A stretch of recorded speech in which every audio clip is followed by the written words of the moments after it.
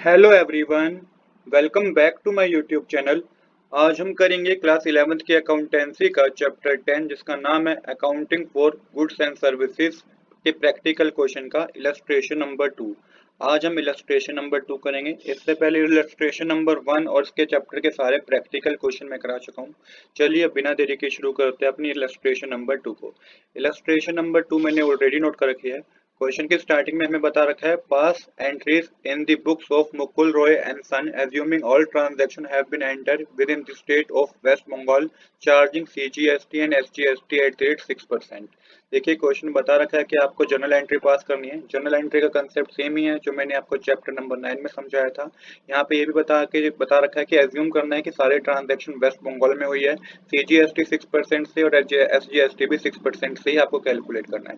Total number of transaction हमारे पास 8 है। चलिए बिना देरी के शुरू करते हैं अपने आज के सॉल्यूशन को। तो डायरेक्ट जर्नल एंट्री शुरू करने से पहले एक बेसिक छोटा सा कंसेप्ट समझना जरूरी होगा।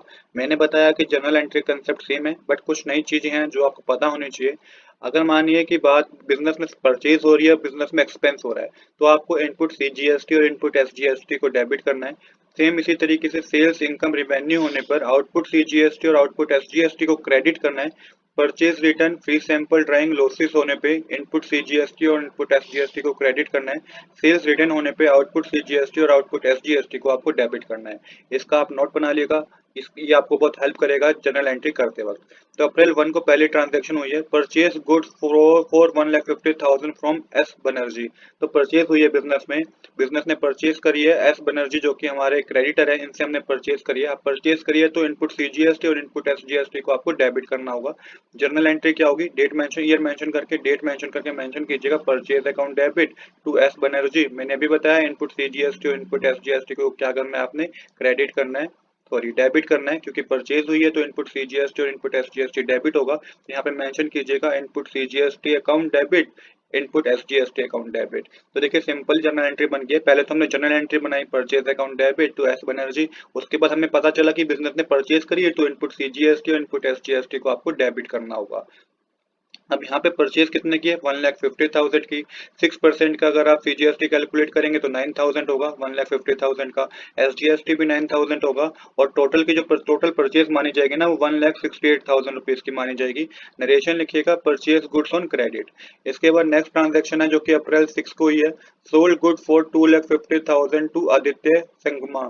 तो यहाँ पे देखिए सोल्ड हुई है, सेल हुई है बिजनेस में 2,50,000 की, जो कि हमारा डेटर है आदित्य। आदित्य को हमने सेल की है 2,50,000 रुपीज की। तो इसकी जनरल एंट्री सबसे पहले आपको करनी है। अब सेल हुई है तो आपको आउटपुट सीजीएसटी और आउटपुट एसजीएसटी को क्रेडिट करना होगा। अब यहाँ पे जनरल एंट्री जो होगी वो होगी Aditya debit to sales account to output CGST account to output SGST account. अब अमाउंट कैसे फिल करेंगे आइए इसको समझते हैं। जनरल एंट्री का कंसेप्ट तो सेम ही है, बस आपको पता चल गया कि सेल हुई है तो आउटपुट सीजीएसटी आउटपुट एसजीएसटी को भी क्रेडिट कर दिया आपने। तो यहाँ पे 2,50,000 रुपीज की क्या हुई है, सेल हुई है। इस पे आप 6% सीजीएसटी कैलकुलेट करेंगे तो 15,000 होगा, 6% एसजीएसटी भी 15,000 होगा। टोटल जो आपका सेल आई होगी वो होएगी 2,80,000 रुपीज की, जिसको आप डेबिट साइड मेंशन करेंगे। नरेशन आप लिखेंगे sales of goods on credit. अब हम करेंगे थर्ड ट्रांजैक्शन की जनरल एंट्री। थर्ड ट्रांजैक्शन है return good to S Banerjee for 10,000 rupees. तो पहली ट्रांजैक्शन में हमने परचेज की थी 1,50,000 रुपीज की। अब हमने 10,000 रुपीज की गुड्स क्या कर दी, रिटर्न कर दिया। तो ये होता है परचेज रिटर्न। परचेज रिटर्न में आपको इनपुट सीजीएसटी और इनपुट एसजीएसटी को क्रेडिट करना होता है। तो मेंशन कीजिएगा आप यहाँ पे अप्रैल 8 लिख के S Banerjee debit to input CGST account to input SGST account और to purchase return account. Amount किस तरीके से फिल करेंगे, तो देखिए परचेज रिटर्न करिए 10,000 रुपीज की। इस पे अगर सीजीएसटी कैलकुलेट करेंगे 6% तो 600 होगा, एसजीएसटी भी 600 होगा। टोटल अमाउंट जो होगा जो रिटर्न किया होगा वो 11,200 रुपीज का होगा, इनपुट सीजीएसटी और इनपुट एसजीएसटी को ऐड करके। नरेशन लिखिएगा परचेज रिटर्न। इसके बाद है नेक्स्ट ट्रांजेक्शन जो कि आदित्य रिटर्न गुड्स फॉर 8,000। तो आदित्य ने आपकी बार हमें गुड्स रिटर्न कर दिए, ये होती है सेल्स रिटर्न। तो आपको आउटपुट सीजीएसटी और आउटपुट एसजीएसटी को क्या करना है, डेबिट करना है। यहाँ पे सबसे पहले आप डेट मेंशन करके मेंशन कीजिएगा सेल्स रिटर्न अकाउंट डेबिट, क्योंकि सेल्स रिटर्न करिए तो सेल्स रिटर्न अकाउंट को डेबिट करेंगे। तो आदित्य, आदित्य नाम लिखेगा। अब मैंने बताया कि आउटपुट सीजीएसटी और आउटपुट एसजीएसटी को भी डेबिट करना है। तो यहाँ पे यही मेंशन कीजिए आउटपुट सीजीएसटी अकाउंट डेबिट तो output SGST account debit. Amount किस तरीके से फिल होगा, 8,000 रुपीज का अमाउंट क्या हुआ है, सेल्स रिटर्न किया है, मतलब कि हमने वापिस करा है। तो यहाँ पे 8,000 रुपीज़ का अमाउंट हमारे कस्टमर ने हमें वापस किया है, तो हमने उसको सेल्स रिटर्न में मेंशन कर दिया। 6% कैलकुलेट करेंगे CGST, तो 480 होगा। 8,000 का 6%, SGST भी 480 होगा, और यहाँ पे टोटल अमाउंट जो रिटर्न माना जाएगा वो 8,960 रुपीज़ का होगा। नरेशन लिखिएगा सेल्स रिटर्न। अब हम करेंगे ट्रांजैक्शन नंबर 5, जिसमें है printing and stationery expense of 5,000 paid in cash. तो यहाँ पे देखिए एक्सपेंस है तो इनपुट CGST और इनपुट SGST को आपको डेबिट करना है। आपकी जो जनरल एंट्री होगी वो होगी printing and stationery account debit to cash account, क्योंकि कैश में पेमेंट की है। अब इनपुट CGST अकाउंट डेबिट कीजिएगा, इनपुट SGST अकाउंट डेबिट कीजिएगा।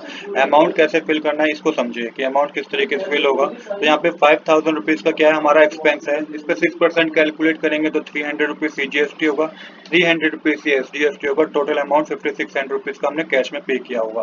तो यहाँ पे नरेशन लिखेगा paid for printing and stationery. अब करेंगे नेक्स्ट ट्रांजैक्शन, जो कि है goods withdrawn by proprietor for personal use 20,000 rupees के। तो एक तरीके से ड्राइंग होती है।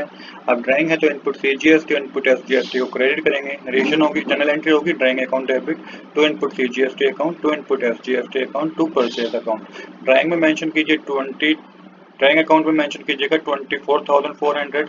जो आपकी परचेज है, ड्राइंग है मतलब कि वो 20,000 रुपीज़ की है, उसको परचेज अकाउंट में मेंशन करना है।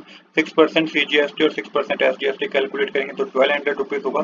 टोटल ड्राइंग जो मानी जाएगी ना वो 22,400 की मानी जाएगी। यहाँ पे 20,000 ड्राइंग तो है, बट इसको परचेज अकाउंट में मेंशन कीजिएगा। परचेज अकाउंट हमने क्यों करा, क्योंकि गुड्स को पर्सनल यूज के लिए क्या करा है, विड्रॉ किया गया है, तो परचेज कम होगी, इसलिए परचेज अकाउंट को क्रेडिट किया गया है। अब इसके बाद नरेशन लिखिएगा goods withdrawn for personal use. अब करते हैं transaction number 7, goods destroy by fire 15,000। तो गुड्स डिस्ट्रॉय हो गए फायर की वजह से, तो इसकी जनरल एंट्री क्या होगी। अब देखिए एक तरीके से लॉस हो गया। लॉस होता है तो इंटरेस्ट इनपुट CGST और इनपुट SGST को भी क्रेडिट करते हैं। जनरल एंट्री जो आपकी होगी वो होगी loss by fire account debit to purchase account to input CGST account to input SGST account. तो loss by fire account debit to purchase account तो जनरल एंट्री होती है। एक्स्ट्रा काम आपको करना है to input CGST account to input SGST account को credit करना है। अब टोटल जो आपकी परचेज जो गुड्स डिस्ट्रॉय है फायर से 15,000 रुपीज़ के हैं। 6% CGST 900 का होगा, SGST भी 900 का होगा। Loss by fire account debit में आप लिखेंगे 16,800। नरेशन होगी गुड्स डिस्ट्रॉय बाय फायर। तो यहाँ तक आपकी 7 जनरल एंट्री कंप्लीट हो गई है। अब यहाँ पे payment made of balance amount of GST आपको कैलकुलेट करना है, तो इसको समझिएगा किस तरीके से हमें कैलकुलेट करेंगे। तो चलिए इसके कुछ वर्किंग नोट के थ्रू इसको समझते हैं। तो इस तरीके से कॉलम बनाइएगा, टैक्स, CGST और SGST। सबसे पहले आप आउटपुट मेंशन कीजिएगा। अब आउटपुट में देखिए आपको सबसे पहले क्या करना है, आउटपुट जो क्रेडिट है ना, आउटपुट CGST जो क्रेडिट हुआ है उसमें से आउटपुट CGST जो डेबिट हुआ है वो माइनस कर देना है। तो आउटपुट CGST क्रेडिट कितना हुआ है, 15,000 क्रेडिट हुआ है।